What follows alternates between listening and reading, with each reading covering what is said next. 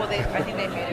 Yeah, they made it back. Gaming and technology are the talk of the party here with EloTalk.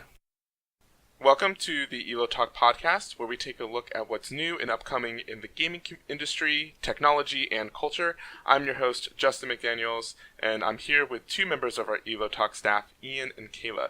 Would you two like to introduce yourselves? Hi, I'm Ian. I'm a writer with EloTalk. I actually work in the IT industry, so that's kind of where my main focus is, and it's what I try to do my articles on. We just got back from PAX, and it was pretty exciting. We saw some pretty cool things, and I'm looking forward to talking with you. Hi, I'm Kayla. I'm one of the journalists and also somewhat streamers for EloTalk. I'm currently studying engineering in college, hopes to be an astronaut eventually, long way down the road. We have some more recent topics to talk about with you guys, and I look forward to getting into it. Well, thank you both. And for some context on myself, I am an editor here at EloTalk. I have some dabblings here and there in the gaming industry, and I have some background in some radio and broadcasting, so it's really good to be here with you all on this new project. And this is our first episode, so thank you all for joining us, and we look forward to bringing more of these podcasts your way in the future. But for today's episode, we're talking about quite a bit of topics. We have TwitchCon on the docket, PAX 2016, HyperX and their sales and their future, LaForge and their SEMA eyewear, and Forge.gg and their use of accessible technologies for people who are making content for us to consume. So, looking right at TwitchCon, did you all take a look at TwitchCon? Did you tune in at all? I mean, I didn't really get to tune in that much because I have an 8-to-5 job, so it's really hard. But did you all see anything? I mean, I caught some stuff. A little bit on the streams. It was pretty cool seeing all the other streamers on there. Definitely ever since, Twitch introduced the video clipping thing, so smaller streamers can go ahead and broadcast what was going on. And it was just cool getting to see a bunch of the tech stuff. I know that Prime was kind of mentioned a little bit.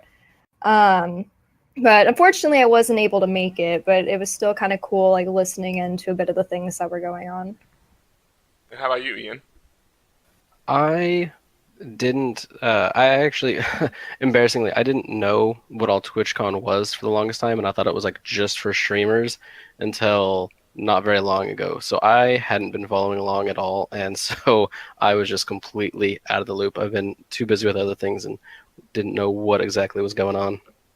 Well, I mean, I don't think you'd be too far off, because when I think of Twitch, I think of streamers. So, I mean, I definitely think of the same vein. But talking about streamers, what are your guys' thoughts on streaming in general? Do you think that it will be a viable source of income for streamers in the future? Do you think this will be a steady job? Do you think it'll be a steady way to continually engage viewers? I mean, they talked about how Twitch pulled in around 622,000 viewers in the last year. So that's that's a pretty positive start. But do you think it has a sustainable future? What do you think, Ian? So I think that it definitely has some growing to do, and it has some problems with smaller people trying to make a living out of it. I mean, it takes a lot of time and a lot of effort to not only have a show, but one that's consistent and that you keep up on. And I think that's going to be something that needs to kind of be established as to where people can actually do it as a career and not have all that startup time. Otherwise, it's extremely hard to get to the point where you actually have subscribers and start making any kind of money. Yeah. What about you, Kayla? What do you think? And what do you think about, do you think this will be something that'll be going on 5 years from now, 10 years from now? Well, as a small streamer myself, I have to agree with Ian. The whole starting up process is a pain. I know that there are a bunch of small streamers, especially in the indie game community, like Kerbal Space Program and everything. Their community is awesome. Shout out to all my friends in that program. But yeah, being a small streamer myself, though, and seeing the way that Twitch has continued to grow, I can definitely see live streaming especially just the whole content creator thing online is definitely going to keep growing. Like we're already seeing esports being sponsored and, you know, even getting on TV. So it will not surprise me if eventually live streaming of games gets more, you know, amped up, where everyone's like, yeah, this is a norm now, instead of like, oh, like you stream. I know that there's this article read like a bit ago where they were talking about how there are like millions and millions of people that have access to playing video games, but they don't actually get around to streaming it because the whole startup of it is forever. Like a lot of the professionals, they have the green screen, they have all their game codes and everything, and they're doing a lot. And eventually they started making it kind of like a 9-to-5 job,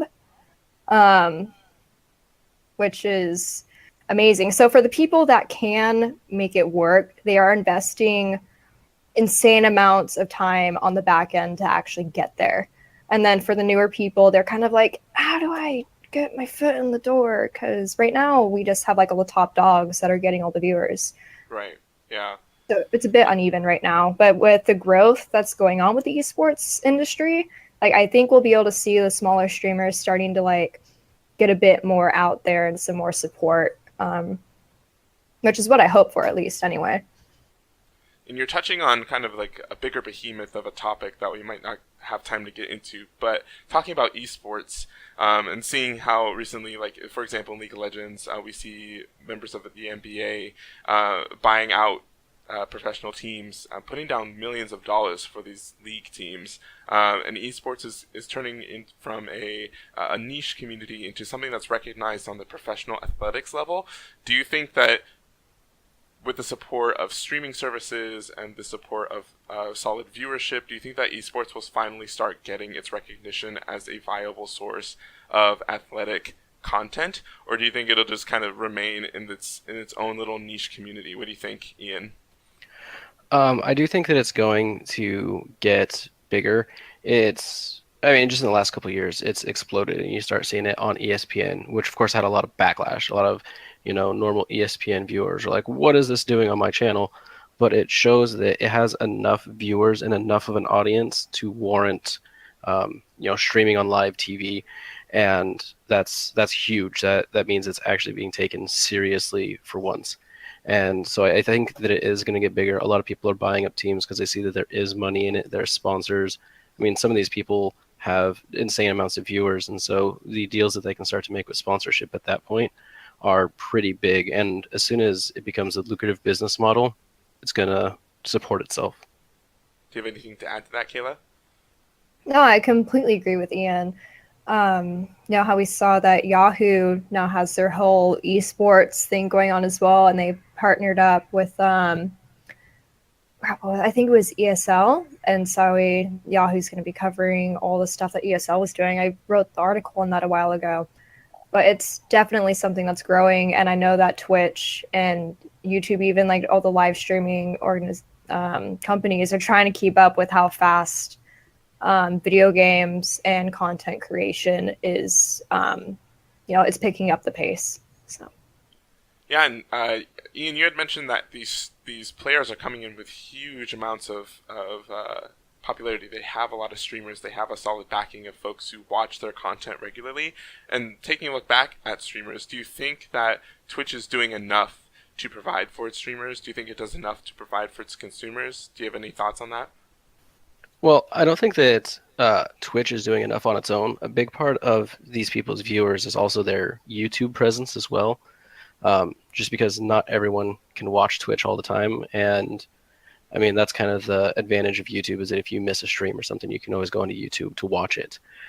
And it's really big and an important part of it. But now with all of this talk about YouTube and its policies and people not being able to have complete freedom as to what they say on stream and things like that, I think it might get in the way of some of that. And I think that it would be good for streamers to find a way around that so that their presence can be more than just on Twitch. And with something like that, then I think that they'd be in a good place, but it'd be a good place for them to start. And then for Kayla, we had a discussion earlier, you mentioned Twitch Prime, and looking back at how Twitch provides for its consumers. I mean, Twitch Prime is providing free membership to Amazon Prime. They're giving game loot to people who sign up. One free subscription to channels that they choose each month. Game discounts. Do you think that this is something that will catch on? Do you think this is something that's a good, viable product for Twitch consumers? I think right now it's one of those things where everyone's kind of like, Twitch, what are you doing? That was my first initial reaction with it anyway. But then looking into it more, being a college student that loves video games, having all this free stuff for paying, what was it? It was like $10.99 a month or something, is actually really cool, especially if you're really into the whole, like, I want free things and I want to do this, like, get all that stuff monthly. What I thought was interesting about it, though, was the whole subscriber thing that they started. Like, you can support your favorite streamer for free. Unfortunately, I didn't get around to looking into that too much because, college kind of sucks my life away right now. I know that feeling. Yeah. But it was something interesting I was reading. From what I was grasping from it is that people that have Twitch Prime are able to go ahead and, I guess, subscribe to someone else's channel without paying anything on their end because, they're already paying for their membership. And then, I guess, a portion of that goes to help out that streamer or something as a form of donation, or that's what I kind of got. I might be totally wrong, but Yeah, and it's so interesting too, because when this whole streaming thing started, it was YouTube, and that was kind of the biggest place where you could get your video game content, where people would record things and kind of edit them and finagle them to be a consumable video as a one-time thing. But now you have the ability for people to watch live and kind of support live and give money live as people are actually doing these things, which is kind of where that support to a 9-to-5 job comes from. So I kind of get what you're saying with this whole, like, Twitch, what are you doing? Because there seems to be so many different ways to approach streaming and consuming streaming that it almost seems that anything that Twitch is doing will kind of come off as kind of strange, because we have to adapt to that first. But I guess it's kind of interesting to see where this will go in the future. But Twitch, when you think of streaming, you think of video games, you think of kind of just focusing on one general community. But there's a really interesting interview with Darude, and he said that Twitch actually helps him focus on making music. So I didn't know if you all had any ideas of how Twitch could plug into different mediums and support creators who do, like, art or music or any sort of other creation. What do you think? Where do these plug in? Ian, do you have any thoughts? I don't know. It's one of those things that it just needs to saturate the market and see what settles, because there's going to be a lot of good ideas and there's also going to be a lot of bad ideas, and just the more that is done with the whole thing will eventually lead us to what needs to happen for the thing to thrive and become its own standalone entity and become mainstream. What about you, Kayla? Well, I know that on some broadcasting stuff, you know how when you go ahead and start up your stream, Twitch lets you pick, like, what game are you playing? So they are kind of integrating, like, oh, we have artists on here, we have, music creators on here, and they're trying to get opinions on other, like, what other people are thinking, or for the artists out there, they want, like, hey, here's my art, like, maybe commissions. But I kind of want to say Twitch isn't doing enough to start integrating the artistic community into it. Because, I mean, as we all know, when you think of Twitch, you think of, okay, it's going to be video game streaming. Like, that's just the, tagline it has with it. Whereas with YouTube, you're like, okay, like, everything is on YouTube. So I think Twitch is doing decently with the video game community. But as far as for all of our creators out there, I think they need to find a better way to go ahead and get support for them. Because I know that their channels, you have some of, like, artists that get a good amount of viewers, get a good amount of followers, but they're, at the rate Twitch is going right now, they're not going to ever actually get up on that featured page unless someone, a top game streamer hosts their channel or something, and everyone's like, let's go raid their channel and give them follows and everything. So yeah, for sure. And yeah, and like I was saying, I think, and as you kind of touched on too, Twitch is going in different directions, and why they might not be doing enough now, I mean, who knows what could happen in the future, especially as it evolves and turns into something that's more sustainable. But, moving around from TwitchChat and TwitchCon, that wasn't the only convention that happened recently. We did have PAX in early September. I was able to, fortunately, go to PAX West. Were you all able to go to any PAX conference this year?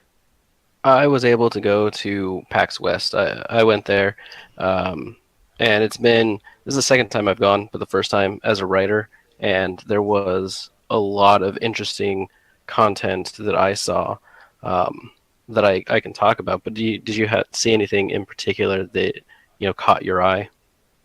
Well, and that's actually funny you're going to ask that, because I actually saw. I was going to ask you all, like, what do you think the gaming industry is going from your impressions of PAX? Because for myself going, Kayla, did you end up going to PAX at all? Unfortunately, no. I really wanted to, but again, life got in the way. I know. Darn. I mean, my Next year. email got flooded with all the PR requests, though, because I did get my press pass, but had to give it up. So, I mean, technically, I guess you could say I went, considering I got an excessive amount of hundreds of emails covering everything that was going on. It's almost like you were there. I know, right? I didn't even pay for the plane ticket or anything. Nice. That's awesome. See, I had to pay for that. I don't know.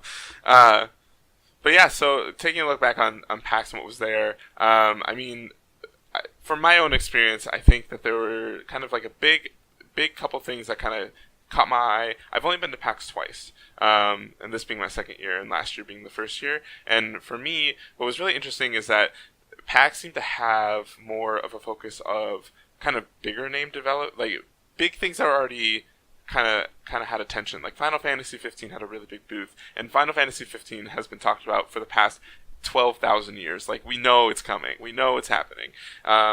World of Warcraft Legions had a pretty big booth, which was really interesting, I thought. Kind of like bringing in an MMO as like a big centerpiece for the floor hall. I thought that was interesting.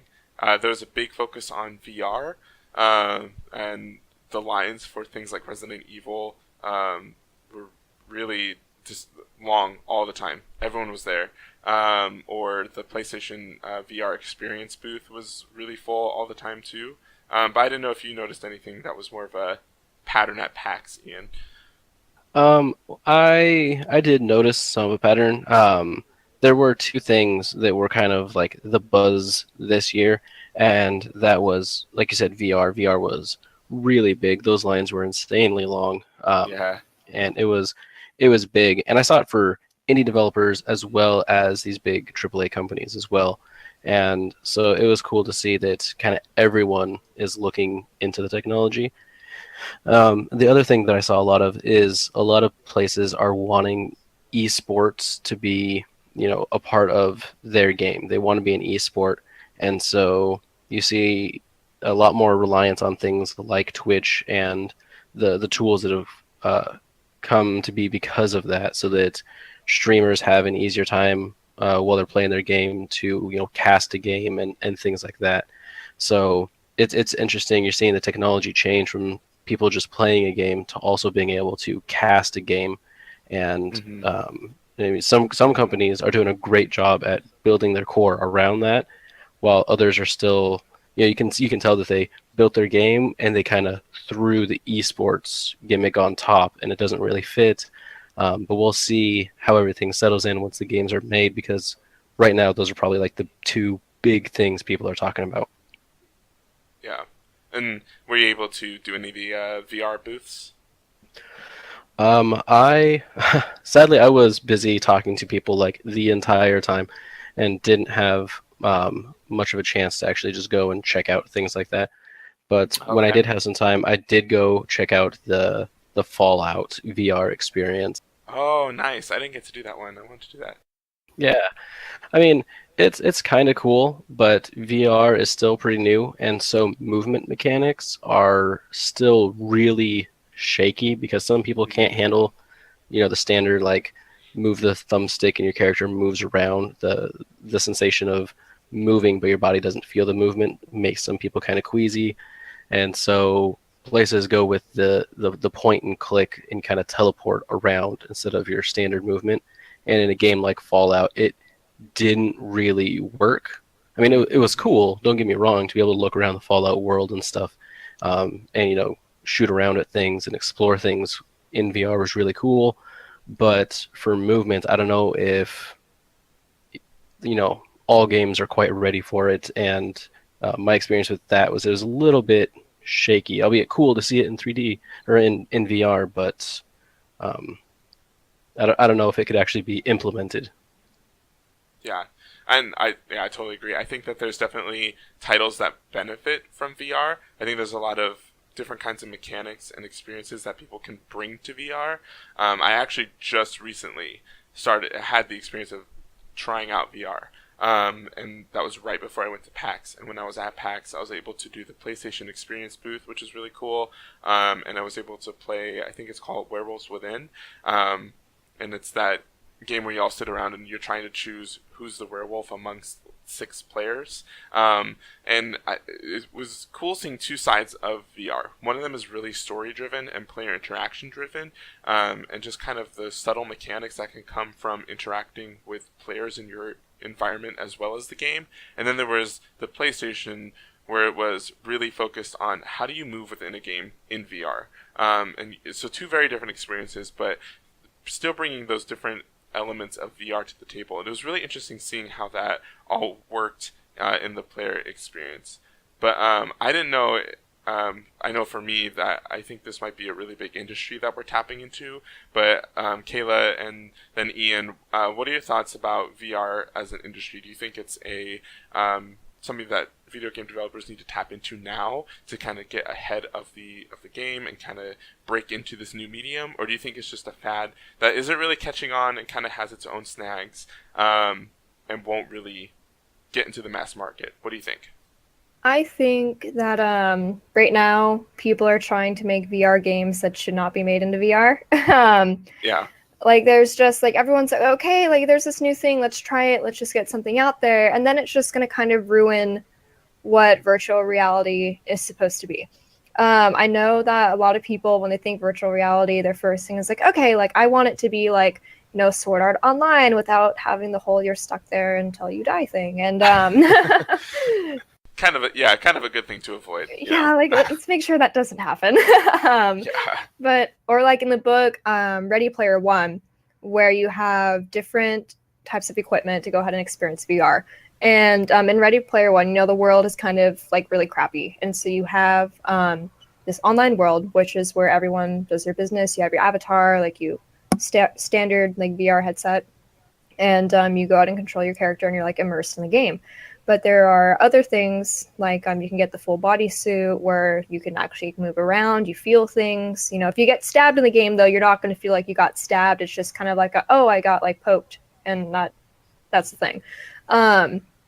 So I know later on in the future, we would all love to have games where you are actually in it, and most likely those would have to be, games like World of Warcraft or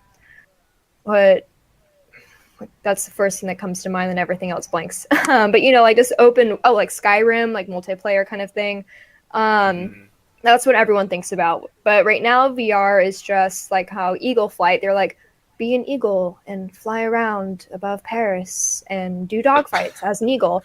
And I'm like, okay, that premise is really cool, but it's not virtual reality is how we want it to be, because it's not real life graphics. Like virtual reality is supposed to be you are immersed in a virtual reality, not like, okay, I'm going to be surrounded by these kind of weird vectored things. And I don't think our like graphical capabilities aren't where it's supposed to be right now. Like if you're going to go ahead and have a game that is supposed to be like cartoon-like and all of that, like, again, bringing up Ready Player One or Sword Art Online kind of thing, then everything needs to be like that, and it can't. What is it like? Don't advertise it as real world kind of thing. If you're going to advertise it, it should be it's the what's the word the type of genre it is. Like, okay, if it's going to be like anime style artwork, be like, go into the reality of this anime thing rather instead of just the reality of this. So that we can differentiate like the different kinds of VR that these companies are trying to bring out. Okay. Yeah, I can totally see that. And what about you, Ian? What do you think? I'm not the most interested in VR because of some of those limitations that you guys were talking about. And so for me, I know, like, if I'm going to have VR, I want it to be the whole experience, the being able to move around, feel things as they happen. And we don't have that. And like Kayla said, it'll be in the future. So I think that, for me and some, I've talked to some other people who feel the same way, that until, we're at this matrix level immersion, that it's just not up our alley, I guess. Do you think we'll ever get there? It's possible, but it would be different than virtual reality. It would be something much, much different. And I don't know if that's the case. I'll sign up. I'd be the first one to sign up. That'd be amazing. Take the red pill or blue pill. Exactly. But until then, I don't know. It's really far off, and I'm sure that people are looking towards that because it has a ton of possible applications. But I'm just not sure if VR is like the answer. It's probably like a great stepping stone, and I mean you already see all kinds of media about it, so we'll see where it goes. But if you think of it kind of like how when tablets first came out, they thought the tablets could solve everything. And it ended up being, tablets kind of have their place, and a lot of people have them, in businesses and just kind of different specific uses. But it's not like they replaced the laptop like people thought they were going to. And I think that VR is in that same spot right now until it finds its proper application and maybe has some more tools added onto it. Yeah, for sure. I can totally see that. It's, again, kind of like those weird, it's like speculation. Just lots of speculation today. TwitchCon, where's streaming going? Where are video games going? Lots of guesses here. But going on from PAX, recently, Ian, I know that you wrote an article about HyperX, and you did a review on their Cloud Stinger, and HyperX actually just reached they passed their 1 million sales mark. So, for both of you, this is kind of just taking a shift in the industry and looking more at the tech that's available to consumers, especially when we talk about streaming and getting that access to, interact with folks as they play and kind of get immersed in their gaming communities. But what do you think contributes to a product selling so well? Why is HyperX been able to stick around and do so well in such a volatile market? What do you think, Ian? So I think that the reason that they're doing so well right now is that they are priced perfectly. Their gear is extremely good, and the price is, meant for anybody. The Cloud Stinger, I got it from them, and it sounds amazing. It works great. It's very versatile, and it's only $50. My last headset that I bought cost $100, and it is worse than this pair. I'm using it right now. It's amazing. It's phenomenal, and for $50. So I think that's why they are so good. And even when I look at their more high-end headsets that have some more features and stuff, they're still very, very reasonably priced, and that's what you need. Instead of these headsets that cost like $500, and if they're competing with a headset that costs $100, it makes sense that they're going to be outselling them by far. And thinking of a consumer definitely will help stick with the market, and that totally makes sense. What do you think, Kayla? No, I definitely have to agree with Ian as far as the pricing goes. That was actually going to be the first thing I was going to mention.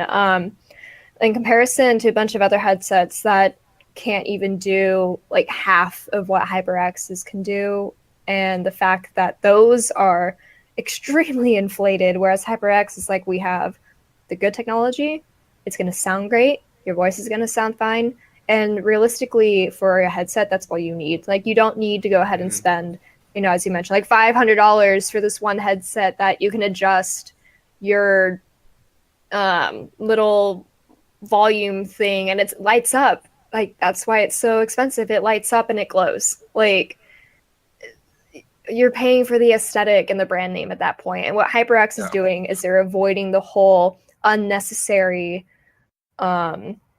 payments towards that kind of thing. They're like, it's sleek, it's clean, it's functional, and that's what they're selling. They're selling stuff that it will look good on anyone, and it works. And I think that's the most important thing, especially for your, any kind of gamer. Like, the professionals use them and newbies use them, and that's what's so awesome about them. They're including everyone, and they're not just making their product exclusive for like X amount of people, Yeah. And it also feels really cool and satisfying to use products that one of your like favorite streamers use or a pro player uses, and you can feel, and that's why I think it's so interesting to get involved in the esports community, because you're only a few steps away, plus a lot of time, from being a pro player. Like, if you're able to get all of their resources, you're able to get all of their material, play the game that they play, because it's accessible to you as a consumer. And Ian, you actually, like we mentioned, you reviewed the Cloud Stinger. What do you think that this, kind of going more in depth with your review, what are some high points? What are some low points, if there are any? What is your recommendation for folks who want to use this kind of headset? Where are you at with the Cloud Stinger? So I wear glasses, and so like the feeling of a headset is really important because you don't want that pinching the sides of your head.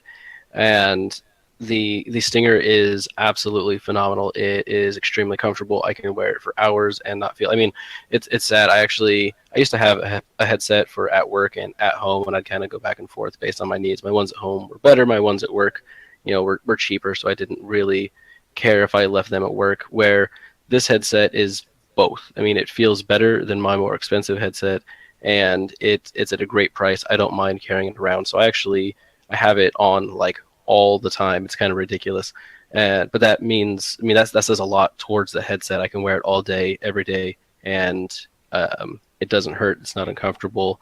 And that's extremely important, especially for anyone who is going to have it for a long time, either at work or streaming or whatever.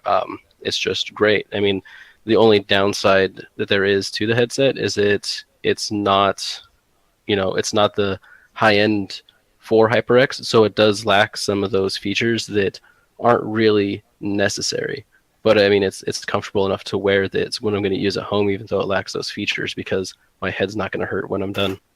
I totally feel you about those glasses things. I've had really uncomfortable headsets that press on those. Oh, they do not think of me when they make these things. It makes me so mad.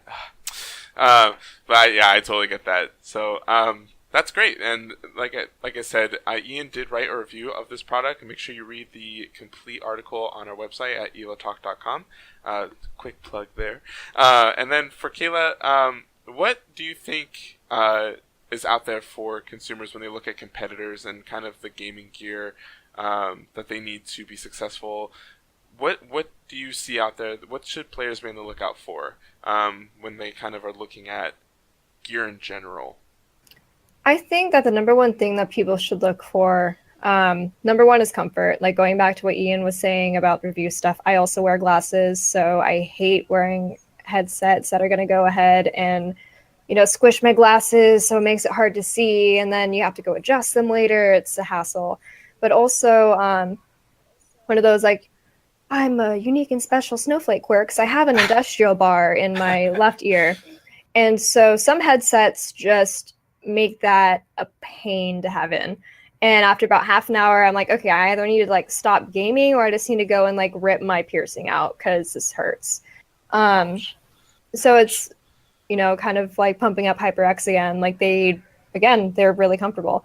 Then anyway, going on to competitors, as you mentioned, I kind of got on a tangent there. I'm a big fan of Razer. I've always been a fan of Razer. I have a Black Widow Chroma keyboard, and it's amazing because I can customize it however I want it to be.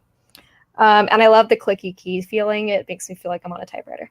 Yeah, blue keys all the way. Woo-hoo. Oh, yeah. And so I know Razer is, we all have heard of it. Like, a lot of people are sponsored by them. So, we have two great companies. Obviously, Razer has a lot more products right now because they are a bit older, whereas HyperX is kind of newer. If I'm getting that right, or it's the other way around. But I know Razer has a lot of stuff. And so it kind of all just comes down to personal preference. Like, if you want to have the customizable things, I'm assuming a lot more people are going to flock over to Razer because they have their whole Chroma line now. Whereas if you want stuff that's more sleek and gets the job done, I think people are going to be wanting to look more into HyperX.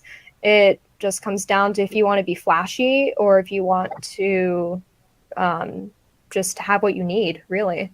Yeah. And yeah, I totally feel you. I remember when Razer was coming out with their initial products and just kind of seeing them evolve as a company over time. It's been interesting. And also just seeing the market kind of grow for players who are looking for things from mice to headsets to microphones to who knows what. And just seeing that level of customization that people are providing these days, it's awesome. And because we all mentioned that we all wear glasses, there's that company LaForge, and they're making the SEMA eyewear. I don't know if you all saw that video, but they were doing like a simulated test run of what their eyewear could look like to someone who's wearing glasses. And it has kind of like a user interface from what I can understand, like on the lens area, and it syncs up to your smartphone, and you can see like text notifications, you can take a photo, you can record a video. It has all the functionality with like buttons that they have with the eyeglasses. And since we all wear glasses, I'm sure that we're all professionals on this one, but what do you think of this idea? Do you think it's something that will stick? Well, I mean, we kind of saw how this went with Google Glass, and I suppose that the advantage here is that they don't look goofy sitting on your face, so it does have that advantage. Because it's, True. I mean, face it, if you're going to be wearing something on your face, you don't want to look like a dork walking down the street. So Yeah. it has an advantage, but at the same time, I mean, how hard is it to pull your phone out of your pocket to check a text message?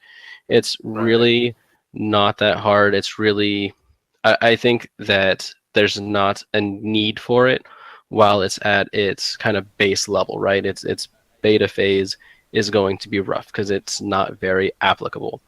Now, if they're able to make it as advanced as they were showing in their examples, and you have a much more flushed out UI that is functional and useful on multiple levels, then definitely that's the future of things. But as of right now, I don't know how useful it'll be because of limited application. What about you, Kayla? I think it can go both ways. As we know, Google Glass just kind of like fell off the face of the planet, and now we have all these other things that are trying to pick up the slack on that end. But I actually went ahead and wrote an article about the Shima eyewear, and what I really liked about it was just how clean the user interface was. As they were advertising it, it's not in the way, it's not going to hurt your eyes. You have map directions and all this other stuff. You can take pictures, and I thought that was all cool. But then you're like, oh yeah, hype, new technology, this is great. Then you have to kind of take a step back and realize, well, what's the point? As Ian was mentioning, it's really not hard to check your phone. And now that we have all these smartwatches coming out, all you have to do is look at your watch. Like, I'm guilty, I have an Apple Watch and I love it and I use it all the time. Like, it's just a thing. Yeah.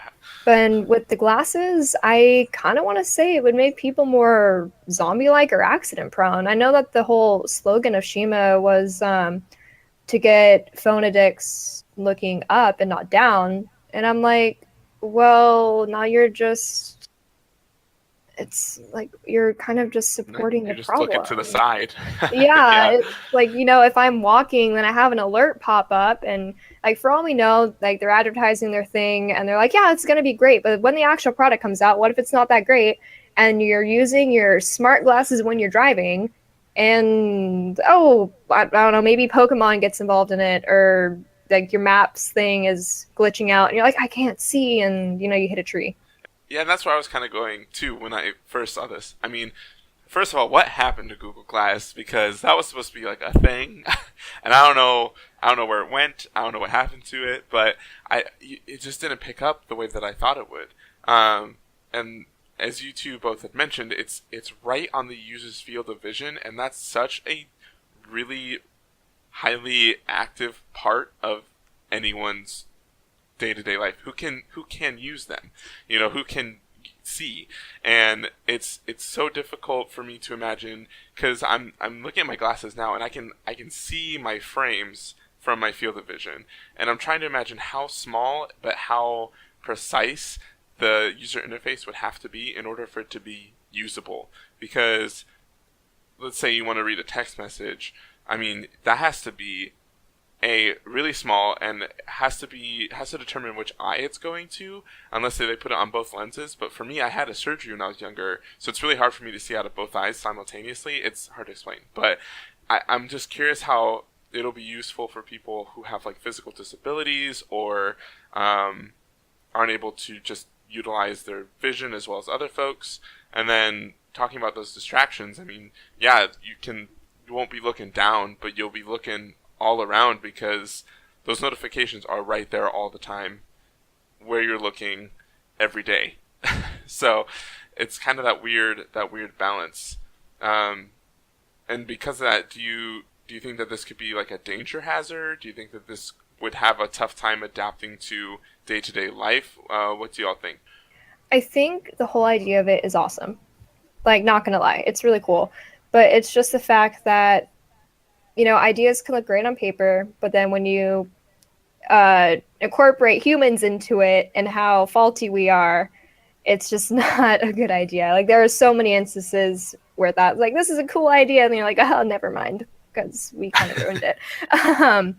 Yeah. So I don't know, like, it's just, I would like to see it progress, but in a way to where it wouldn't be so obnoxious. Like their tagline and all of that, how they're like, we want to get phone addicts off their phones. It's like, well, you're not getting them off their phone. Like, they are now have it right in front of them, and it's probably would make the problem worse, honestly. At least when you're looking at your phone, you have to make the actual effort to go ahead and like grab it or like hold it in front of you. And I mean, I don't know, maybe eventually your arms get tired, or like your wrists or your thumbs start hurting. Like, oh, hey, you have carpal tunnel for being on your phone so much. Like, that's the thing, apparently. Huh. And I don't know. I don't think it's going to solve the problem of trying to get people to disconnect from technology. I think it's just going to be, let's go ahead and see how far we can push people to get sucked into technology, and how much harder it's going to be to get them out of it. And what about you, Ian? So, I think that it's not, like Kayla was saying, I don't think that it's going to get people away from technology, but it'll kind of push them into it more. It's not something that I'm completely opposed to, because I think that technology is like a big part of our lives, and we need to kind of realize that and be aware of that and try to change around that, because you're not going to be able to change people's actions. You see people still driving all the time while they're texting. And while it might kind of be a distraction to have a text up in your field of view in your glasses, it is still better than people who do and always will, pull out their phone and check their phone and be looking down at their lap. Yeah, that's true. So, I mean, there's the advantage there to where it can actually provide a little bit more safety. And sure, some more people might check their text while they're driving, but with the amount of people that I see already doing it, it is crazy and scary sometimes, because you just can't change those habits in people. Mm-hmm. Yeah. And, when we were talking earlier about VR, and then we kind of look at how immersive technology is becoming when it is right in front of your field of vision, that makes me wonder, well, where could things go as far as like AR, or utilizing eyeglasses to like project different sorts of information, or what kind of different benefits besides just the usual text and maps and who knows, like the basic things. What are some like of the bigger places where putting on eyeglasses could really plug into technology? Yeah. I was gonna say it's a lot like HoloLens, and I don't know if you guys have looked into it. It's gonna be coming out from Microsoft, and it is, if it is as advertised, then it's really huge. It's all about AR. It's a giant AR headset, which, of course, is giant, and I'm sure is gonna make your neck hurt because it's extremely big right now. But as technology is, it'll get smaller. But the applications of that could be huge. I mean, and they show some of that in their videos, where people are working on designing a new motorcycle, and with the AR, they can kind of put the components into place there on the bare bones system and see, okay, here's the spacing, here's how it's going to work, and kind of proof that out before manufacturing. And when they are manufacturing, they're able to, get the exact size of everything they need, because in AR, they can have it interact with the real life situation. And so for business impact, which again all comes down to money, which is what's going to make the technology flourish, it has a lot of implications. Yeah, that's really cool. I actually didn't know about HoloLens. I'll have to check that out. But did you have any thoughts on that, Kayla? I think that the whole wearing like VR, AR headsets and stuff, it has like a place and a time for it. And I know that we're still kind of like exploring and like trying to like get there. Like how earlier I was kind of talking smack on how like we're just not there yet, so stop coming out with all these bad VR games. Right. But we do need to go ahead and test it out.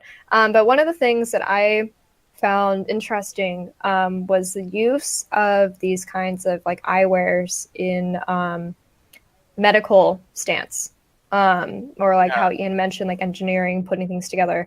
There were some articles, I forget what exact model of headset and everything they were using, but they were training people that were suffering from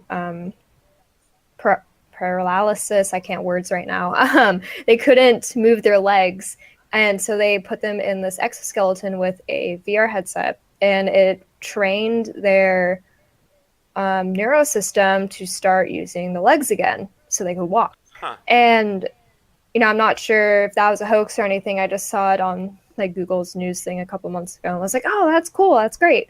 But if we can actually use this type of technology that we're coming up with for, the gamers or the people that can't get off their phones and all of that, and put it for a good use, as in let's get people to walk, or let's get people to see again. If we can somehow do that, that would be astonishing. And I'm like, yeah, let's go for it. That is a very good reason for us to keep making these kinds of products better, Yeah, for sure. And in talking about accessibility, I think the one thing that I think of with these new technologies is that it's incredibly expensive.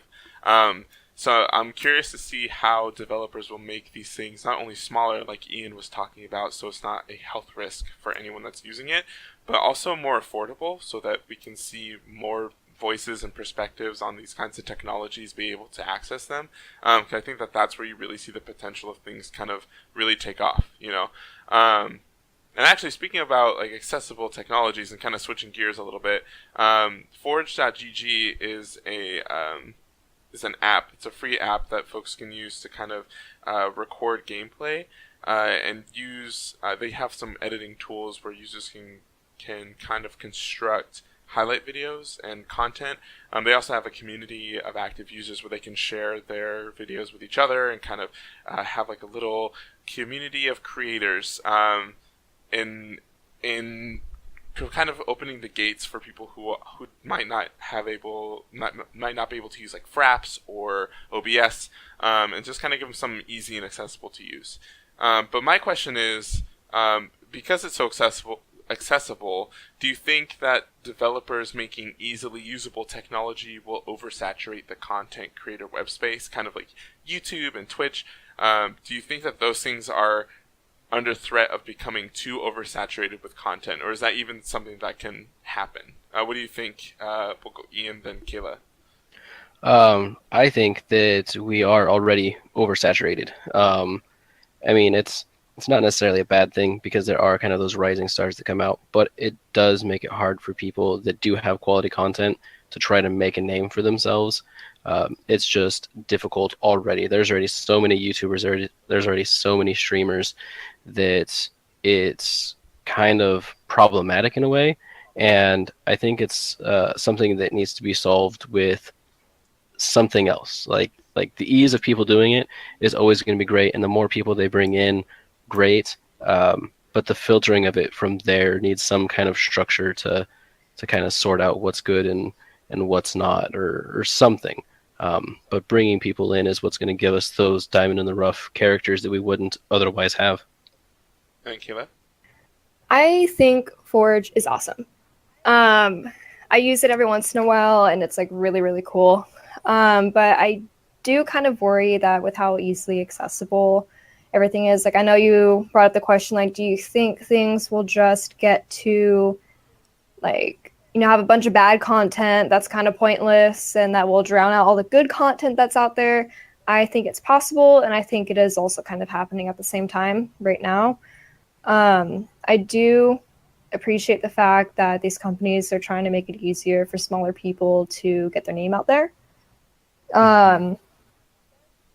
But, you know, as with any good idea, there's always going to be drawbacks, and there's always going to be people that just, you know, don't use it the way it should be.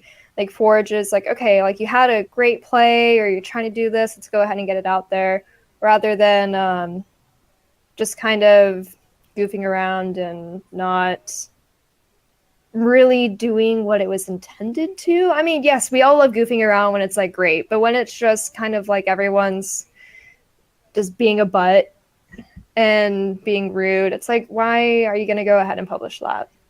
Like, Yeah. It's not attractive. Like, all you're doing is wasting people's time, and now that's on the client and it's out there, and it just kind of makes everyone on that not look great. And then it kind of brings up the question of like, okay, well, if people can do this, then everyone can do it, then is it really like a good service to use? Like, so kind of going how earlier we mentioned YouTube is having their policy changes, so certain things can't be mentioned, otherwise they won't be making money off it, like ads wise. And I see the reasoning behind it, because with how easy it is to get stuff out there now, you can just get a lot of crap that it's pointless, it's stupid, and why would anyone want to pay attention to it? Although I do think YouTube's kind of taking it a bit a step too far. But anyway, backtracking onto Forge and how easy it is to do all that, people just need to be responsible with the free things that they are given, rather than using it to be like an annoying child. Like, you know what I mean? Right. Yeah, and unfortunately, you know, because content is so view driven, sometimes those like stupid things get so much views because people get clickbaited, or you know, it comes up because people want to watch it just to kind of like see what people are up to, or wondering like, what does this mean, and then they get baited into watching this kind of like filler or crap content that kind of fills the content space, and kind of makes that oversaturated. But you know, because it's driven by views, and because, you know, Ian you'd mentioned that it's hard for people to get noticed and hard for people to get started when they make this content. What do you think, from your perspective, and Kayla, we can start with you because you are a content creator and I'm assuming a consumer, but what do you think that content creators need to do to be noticed? Do you think that having all of these resources helps them or hurts them in the long run? I think it's a little bit of both. You know, for example, when I didn't know anything about OBS, I went ahead and bought into XSplit and was like, okay, I'll do this, but I'm a new streamer and I have no clue what I'm doing. And then I later found out about OBS. I'm like, okay, I kind of wasted my money on a program that I should only be using when I'm a bigger streamer. And you even have bigger streamers that are using OBS because they just like how like more sleek it is. It's a bit more basic. And what do you think that users could do to be noticed by the general public to get their content viewed? To get their content viewed, the best way to start out is have a general idea of what you want to do. Like, you can't go into creating stuff and being like, okay, I have 500 ideas, let's do every single one of them. Like, you're not going to get anywhere, because the way to be successful is to start a following and a fan base. If you can't get that, you're not going to grow. I remember when I first started streaming several years ago, and I was in high school, I was like, I'm just going to do this for the fun of it. And I was doing Minecraft a lot. And this was before all the fancy updates and stuff. And it was like really cool to be on a group server with everyone playing like the Hunger Games and all of that. Oh, yeah. It was a lot of fun, actually. I remember those modes. But yeah, so I would stream that regularly. And so I got a Minecraft following, and my friends from school were in on it. And eventually, you know, when Halloween came around, I was doing like the spooky games, got into, it's like Don't Starve has the mod, The Screecher, and I would go ahead and play through that. And people were like, oh, like, this is funny. She's doing horror games now. And so, anyway, back to ways to be successful. You need to know what you want to do first and then stick with it. Because then once you get a loyal following, then you can kind of shift your focus to something else. Like, you can't one day be like starting out, I'm going to do League of Legends this day, and then I'm going to go do, I don't know, like Binding of Isaac the next day. Like, Right. You started off with League of Legends, try to stick with League of Legends for at least like a month, like just to have people pay attention to you, you know? Yeah. And what about you, Ian? What do you think about content creators? Do you think that what do you think that they can do to get noticed? And then what do you think about the abundance of resources that are available to them? Do you think that that helps them or hurts them? So I think that the abundance of resources that people have can be a benefit in that they're able to expand into more space. So with Forge, I like Forge because it's, you know, what it at least was before they've changed some stuff and made it ready for streaming, is it was great for making short clips, which are perfect for making memes or just small GIFs, things like that.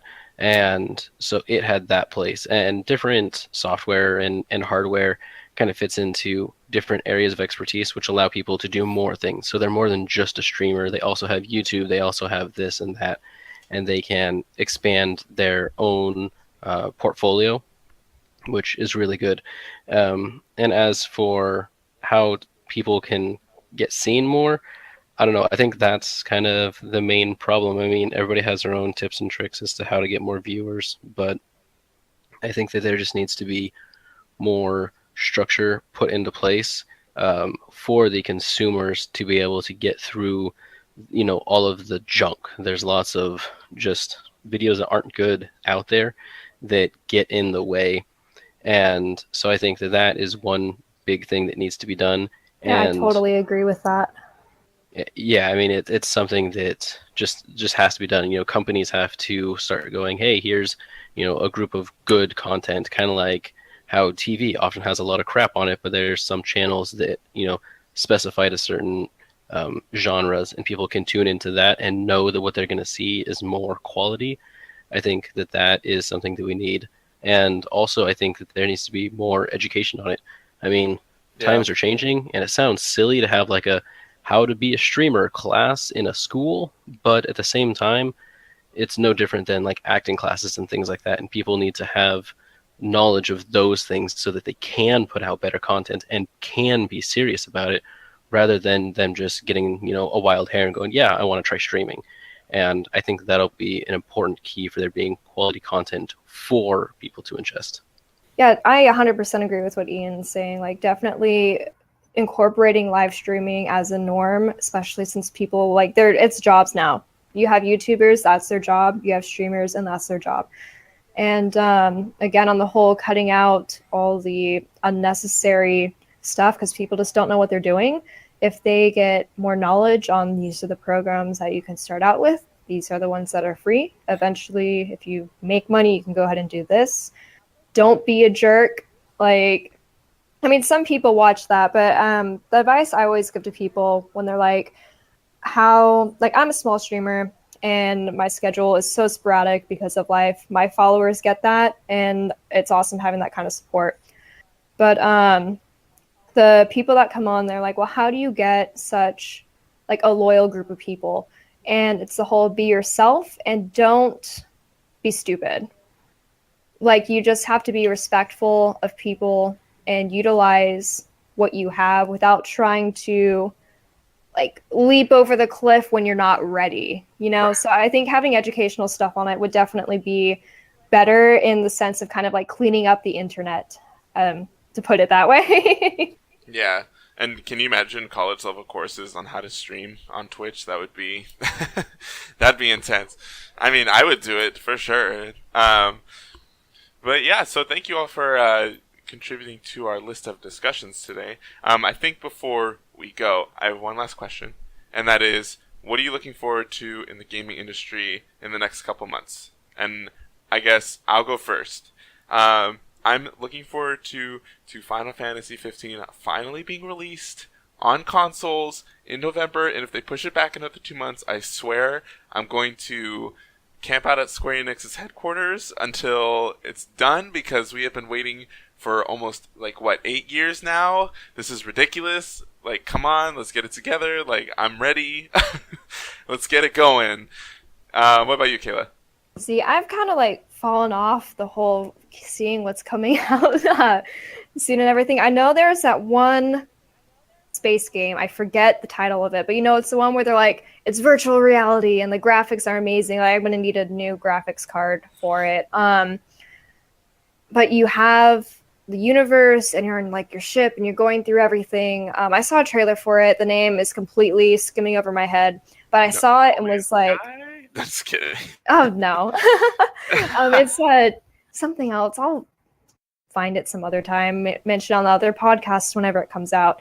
But I saw it and was like, I am so excited. I need to go and save up and buy everything to upgrade my computer. And that might be a lot of money, but it'll be worth it.